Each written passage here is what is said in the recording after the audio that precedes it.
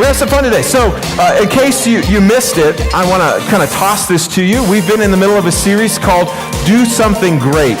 When we think about January, we think about all the things that we hope to do in a year. Some of you, the older you get, the less resolutions you actually care about. And I can't hold that against you. I'm feeling it too.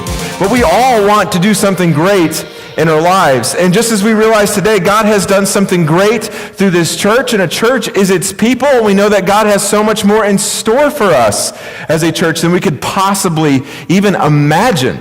And He's done something unique. He's allowed us to shape a community. He's allowed us to transform lives, and not because He needs us, because He chooses to involve us. And so what we've been doing all through January is we've been through the book of Genesis. And all through February, we'll be through the book of Exodus. And we'll kind of continue on through the Bible. We'll end up at Revelation in October. That's going to be an incredible time, incredible journey with you. We've been challenging you to read your Bibles. Maybe try to read your Bible through a yearly reading program. We started something on Thursday nights at 6:30. You can show up in person, or you can watch as we live stream it on Facebook. It's called Deep Dive. What I'm doing this morning is I'm casting a wide net. I'm hopefully piquing your interest a bit, and you can dive a little bit deeper on Thursday nights. This past Thursday was humbling. Everybody was like, "No offense, Pastor Ben, but." No offense, Pastor Ben, but. So it was a lot of fun, and it hurt in a lot of ways. We talked about the Nephilim. So some of you remember that message where I suggested possibly there were aliens or ancient kings or angels. And so if you weren't there, then you don't know what's up. I'm just telling you. So we learned about that. I'm not going to get too weird today, but it's still going to be a ton of fun. So just a quick recap. We kind of began this in the garden with Adam and Eve. So essentially God creates a world that is good. And in this world He creates creatures in Hebrew called Adam, or we know them as humans. So He creates them. He tells them, "You're a reflection of me. You're going to create things. You're going to rule this earth on my behalf." And He gives them a garden to make that happen. And then He gives them the dignity of a choice. He says, "You can choose whether to follow what I am telling you is good or not so good, or you can discern good and evil for yourself," as represented by the tree of the knowledge of good and evil. And so what happens is another creature that's in rebellion to God shows up, tells them a different story. They end up eating the fruit, and everything spirals out of control. We followed that path that's spiraling out of control to Noah, where God sees what's happening with the Nephilim and all these crazy things, and basically his world is getting increasingly violent, increasingly corrupted, and he has to do something. One man finds God's favor. That is Noah. Noah spends 100 years building an ark, a guy who's an agriculturalist. He's a farmer. He is not a carpenter. He's not a contractor. He builds this gigantic ship. He rescues mankind, and he rescues animal kind. When he gets back, God repeats his blessing that He gave to Adam and Eve to Noah, saying, "I will bless you." And the key word in the book of Genesis, again, that we're going to find today is this word blessing or blessed. It's in almost every story in Genesis. So He repeats this blessing to Noah. Noah ultimately fails naked and in a garden. Go figure. And the spirals a little bit more out of control. We follow mankind to a place called Babylon, to the Tower of Babel. Last week we kind of followed that all the way through the book of Daniel, all the way to the book of Acts 2. So we took a look at this and how God used that, how there was this people who said, "We do not need God." And they had this new technology called the brick, and they could build things faster and better than they ever could before. They decided, in defiance of God, to not spread across, to not be fruitful and multiply, but just to stop right here and build a giant tower and make a great name for ourselves. So God steps in and says, that's not okay. He scrambles the languages, and if you're a linguist, this is where your world began.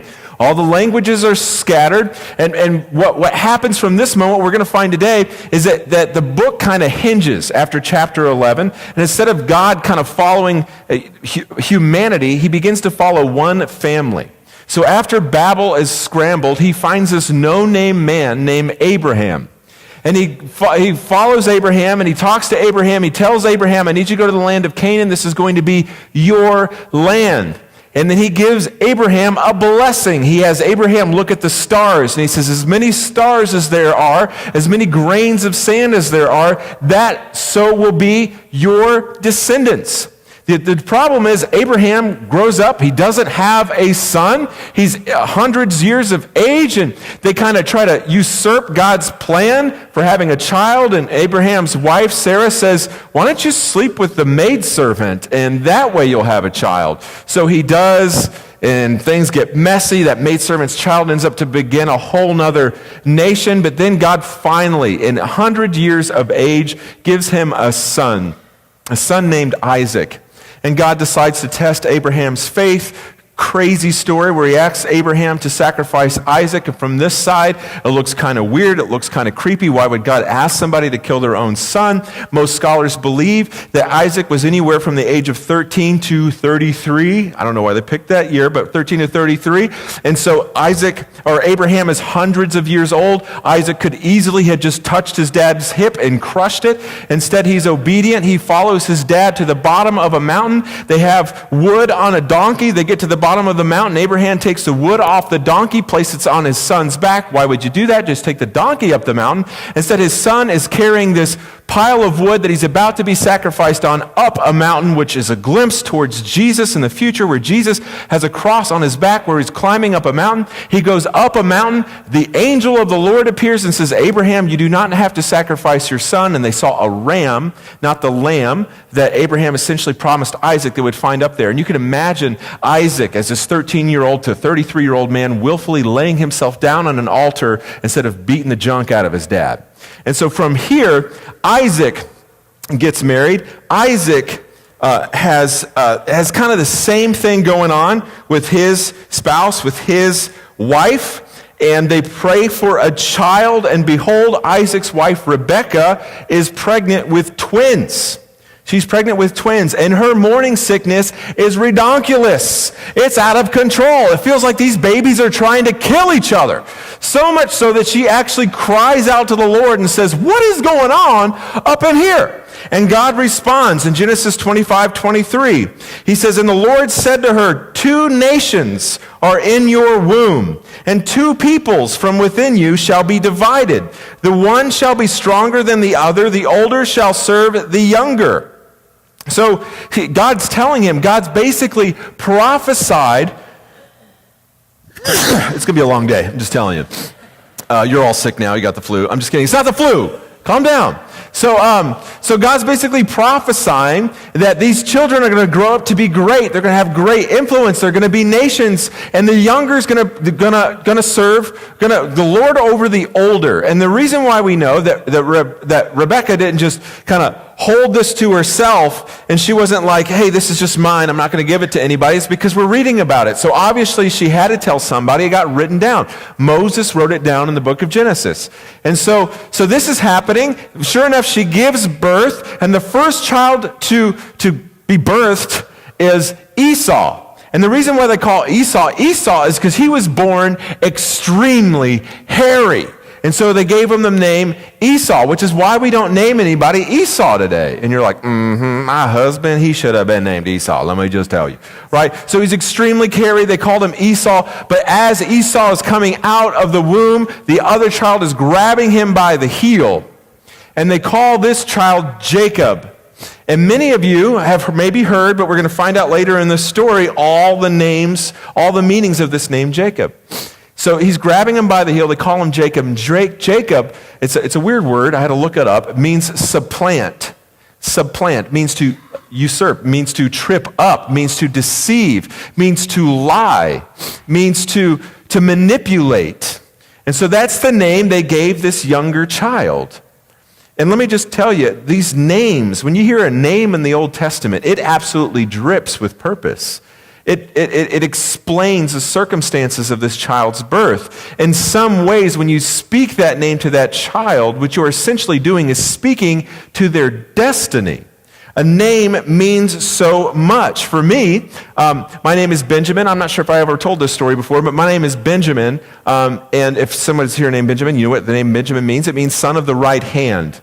And I am the 3rd child born to my mother.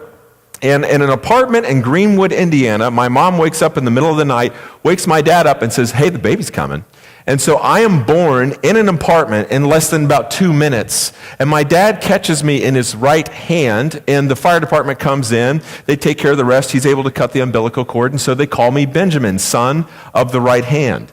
And that's the same thing with Jacob. I tell my brothers that, that the right hand is always the more dominant hand. That's why I'm so blessed and they're not. So anyways, so the same is true with Jacob. His whole life, even when he's telling the truth, he is being called to himself a deceitful liar. If your name is Jacob here today, I'm sorry, you should have had better parents. Anyways, so his destiny is being promoted. It's being promoted. And I got to tell you, I'll take a second here to tell the parents in this room, you have a profound opportunity and purpose to promote a certain destiny in your child's life.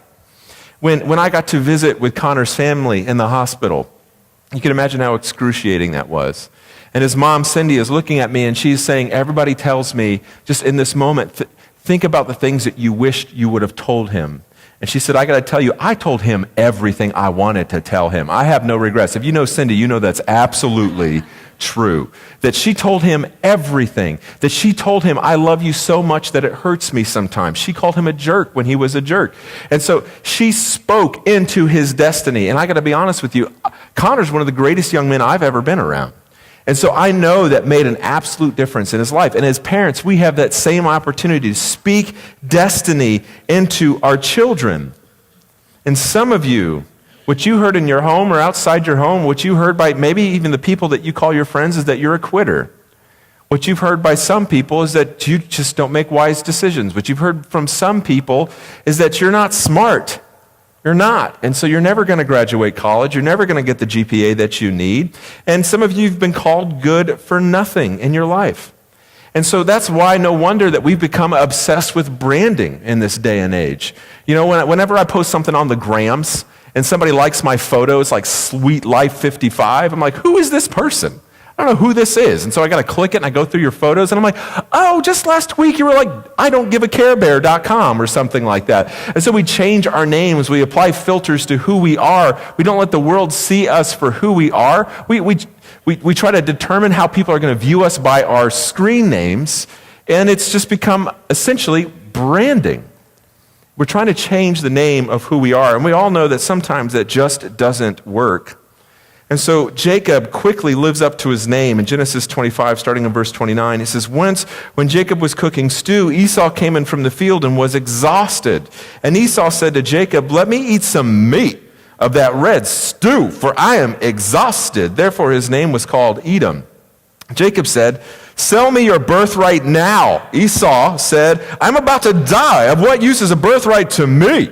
Jacob said, swear to me now. So he swore to him and sold his birthright to Jacob. Now, the birthright is something that's permanent. It's something that you're born with, that you're entitled to from your place in the family. It is an extra portion of all the blessings that a father can bestow on his children. And he deserved it. It was his, and no one could take it from him. And Jacob swindles it from him at the first opportunity that he gets. But it doesn't end there. Just because Esau sold his birthright to Jacob doesn't mean that Isaac's going to give it to him. Doesn't mean that their daddy's going to go, hey, guess what? You get it now because he got a sweet bowl of stew. So what does he do? Jacob hears that his father Isaac is about to bless Esau with his firstborn blessing. And Esau is going away to prepare a meal for his father before he gets this blessing. And Joseph comes in, microwaves some Campbell's stew, brings it to his dad, and says, hey, I'm Esau. Give me this blessing. I brought you the stew you asked for. And he's thought way ahead. He's like, okay, so what if my dad tries to reach out and touch me? And then he's going to realize, because I'm not super incredibly crazy, insane hairy, that I'm not Esau. And so what he does is he goes and gets some goat skins and he wraps them over his neck and his skin. How hairy was that guy? I have no idea. He sounds like some kind of just crazy. And so Jacob walks in and tells his dad, I'm Esau. And sure enough, Isaac is like, you don't sound like Esau. Come here so I can touch you. He touches him and his fingers get lost in all that fur and he has to pull him out. And he goes, whoa, you are Esau, let me tell you. And so he says, you're Esau. And so he blesses him. He blesses Jacob instead of Esau.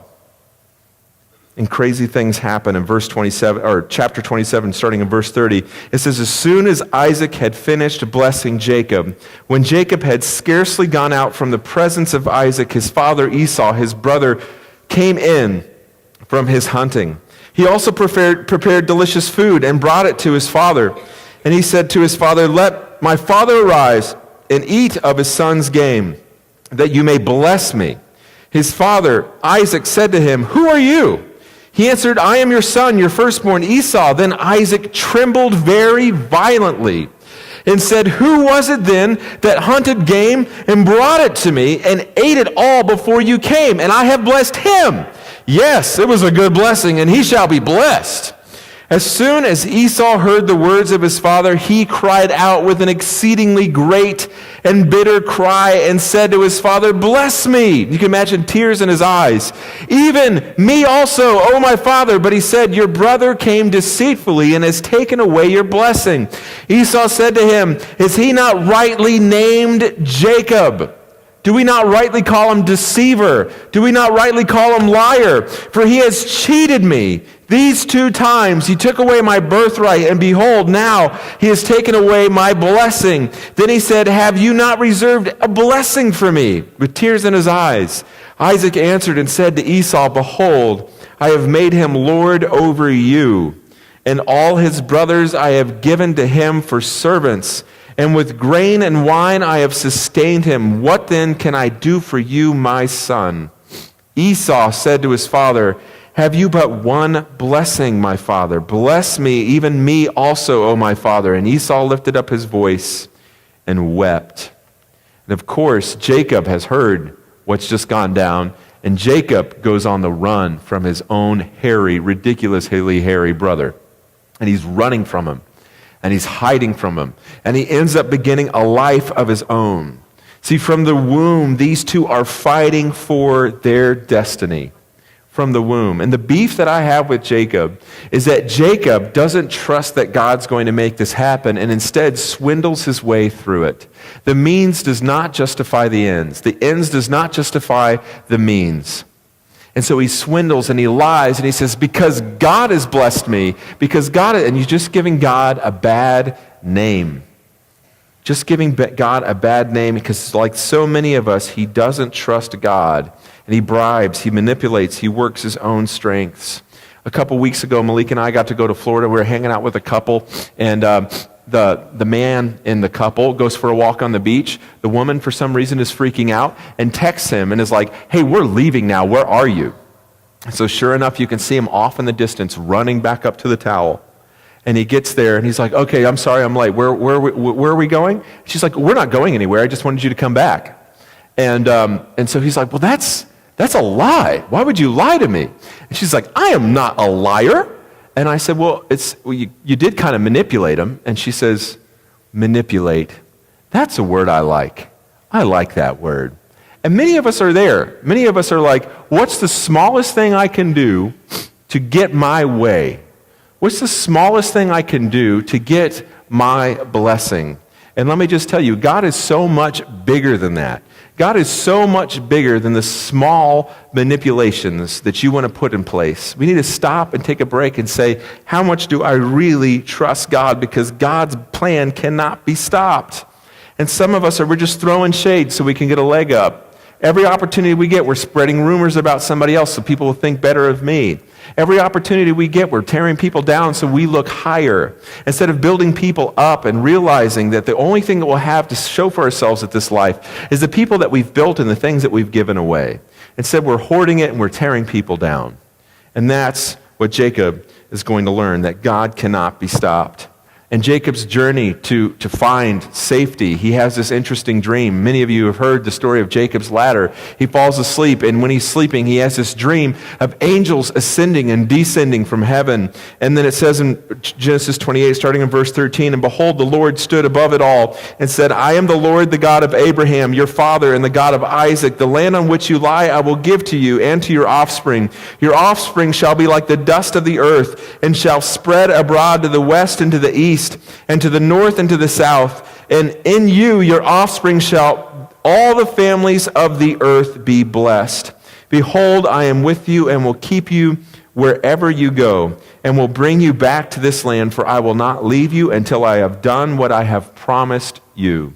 God is promising that I am going to be with you. So Jacob goes on and he meets his match in his uncle Laban, and he struggles with Laban for 14 years. Laban cheats him out of 14 years of his life just so that he could marry the right woman.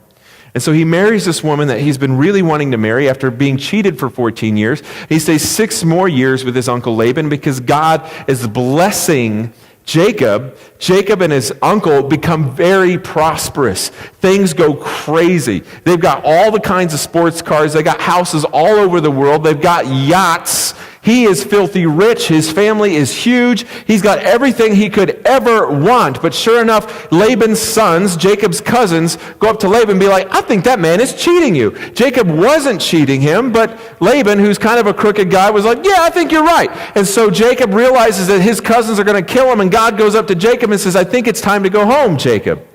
I think it's time for you to go and face your past. So Jacob loads up 1,276 U-Haul trailers full of stuff. He takes his huge family and all kinds of cars and yachts and fine furniture and nice clothes. The guy was loaded, and he's heading back to the land of his brother. The brother that told him he was going to kill him 6 times before he hit the ground next time he saw him. That he was going to wipe him out, that he was going to bust a cap in that fool. And he's running on his way back to this place. And everything within Jacob, you can imagine that this anxiety, this fear is building up. And the fear is fighting to rip away his obedience from God. And everything in Jacob is like, what can I do to scheme my way out of this? And instead, Jacob stays obedient. He stays obedient. And what he does instead is he tells some messengers, because he's getting a little nervous, you guys go ahead of me. Tell my bro I got stacks on stacks of cash. I can make it rain. I've got nice cars. I've got boats. And I've got all kinds of women. And if he's nice to me when I get there, he can have them. So the messengers run. This is literally the story. This is literally what he says. The messengers come back, and they say, your brother's coming, and he's got 400 men with him. And so Jacob freaks out.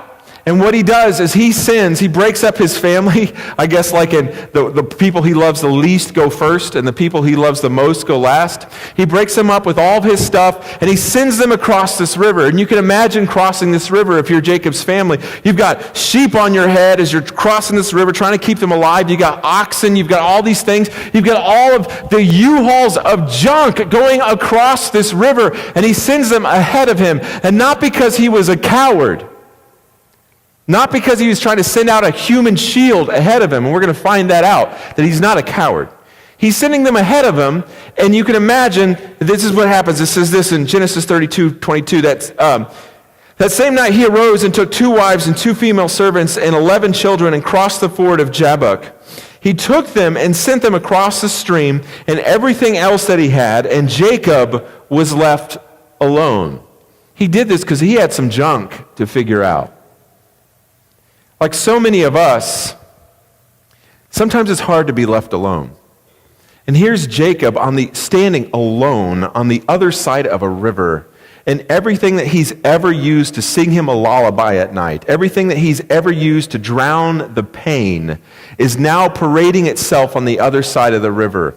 All the degrees, the dream job, the dream girl, all the stuff that you bought to drown that hole in your life is being paraded out, and he is left utterly alone.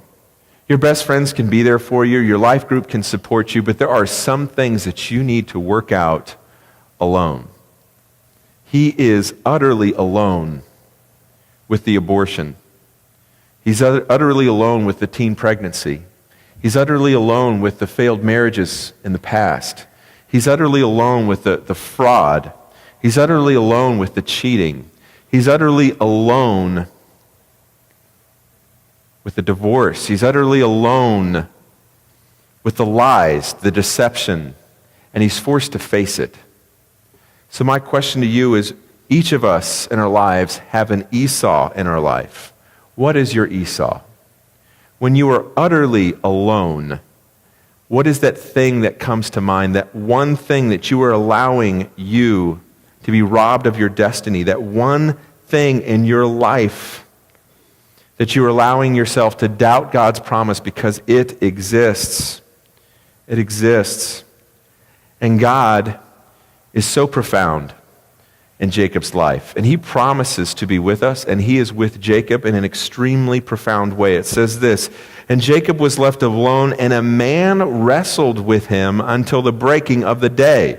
When the man saw that he did not prevail against Jacob, he touched his hip socket, and Jacob's hip was put out of joint as he wrestled with him. Then he said, 'Let me go, for the day is broken.'" You can imagine this man is like, "Don't hit yourself, don't hit yourself, don't hit yourself." And Jacob is like, "No, no, no." And he's just fighting and fighting and fighting and will not give up. This man is fighting him. And he says, but Jacob said, "I will not let you go unless you bless me." And he said to him, "What is your name?" And this is the one thing that changes Jacob's destiny. The one time that Jacob was honest with himself and looked God right in the eyes and said, "I am deceitful. I am a liar. I am a swindler. I am Jacob." He didn't go, "I'm Esau." He didn't say, "I'm this person, I'm that person, I'm Sweet Life 95. He said, "I am Jacob." He's saying, "I'm the liar. This is my destiny. This is my destiny." Then he said, "Your name shall no longer be called Jacob, but Israel. For you have striven with God and with men and have prevailed." Then Jacob asked him, "Please tell me your name." But he said, "Why is it that you ask my name?" And there he blessed him. He himself went on before them, bowing himself to the ground 7 times until he came near to his brother. But Esau ran to meet him and embraced him and fell on his neck and kissed him, and they wept. It's the birth of a nation, Israel. See, the only thing new in this world is a history we don't know yet. And what's going on in this moment is Jacob is wrestling with, I believe, Jesus Christ. This Christophany, the pre-incarnate Jesus, the one who appeared with Shadrach, Meshach, and Abednego and Daniel, the one who appeared at the top of the mountain with Abraham and Isaac, who said, it's enough, this is meant for me. This Christophany, this Jesus showing up in the Old Testament to fight with Jacob, touches his hip. And you can imagine now he's got a limp as he's walking to his brother. He passes all of his things. He is the first one there. They are not his human shield. They embrace, and he cries and weeps. And so many of us, I see your swagger. So many of us who have been on that other side of the river, I see the way you walk. It's like, it's baller, right? Because you are leading with a limp. And there are so many of you in this room who are wise enough, and a smile comes across your face when you see the next generation standing on the other side of the river alone. And so many in this church who see the next generation who have been on the other side of the river alone, approaching in their weakness with a name like Jacob. And you know what Jesus has done on that cross has changed their destiny, and in fact has given them a new name. Jesus changes Saul's name to Paul. It's what Jesus does. He changes Abram's name to Abraham, Sarai's name to Sarah. He's constantly changing names and destinies, the truth that was spoken over you. And so many of you are that Esau who have been there, done that, and when people are expecting to walk through these doors to find judgment, they find leaders with a limp who will walk up to them, weep them, and say, "Welcome home." And regardless of where you are in your life right now, if you're struggling with your Esau, if you're struggling with what you believe is an unforgivable sin, if you're struggling with a label you believe you will never break, Jesus is here today, and he promises he will never leave you or forsake you, and he is ready to wrestle. We've got so many Esau's in this room whose limps exist, whose hips are dislocated, who want nothing more than to cry and weep and embrace you and let you know that you are home, that you belong here. And no matter where you are in your life right now, if you feel like this is something you don't deserve, the good news is it doesn't depend on you. It's what Jesus has done on the cross. He's changed my name, and he wants to change yours. So if this is a decision you're ready to make, I want to lift you up this morning as we pray together. Let's pray.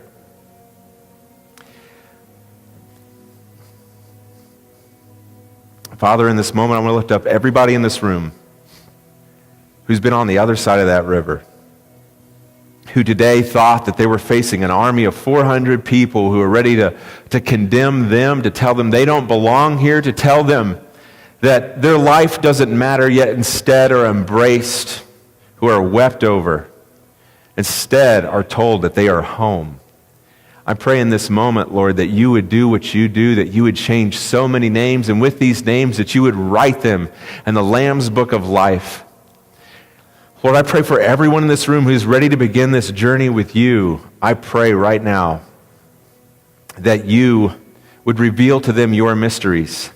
In this moment right now, Lord, that they would believe that you died on the cross for them, that they would confess to you their sins where they've fallen short. Instead of receiving condemnation, Lord, they would receive an embrace, that they would believe that you died for their sins, that you were buried, and 3 days later that you rose from the grave, and you've prepared a place for them to spend with you for eternity. Lord, we praise God for the lives that are being changed in this room. We pray all these things in Jesus' name. Amen. Can we give God some glory this morning? God is good. God is good.